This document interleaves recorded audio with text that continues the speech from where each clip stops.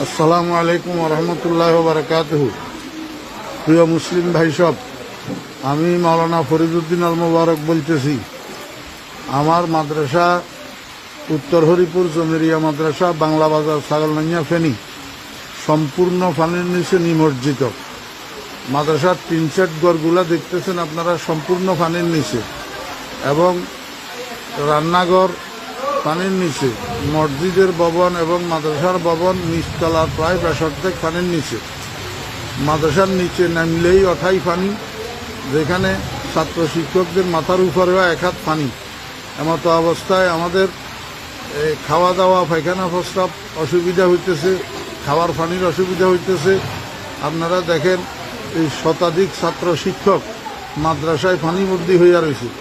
এই অবস্থায় হৃদয়বান মুসলমান ভাইদের এবং বিভিন্ন স্বেচ্ছাসেবক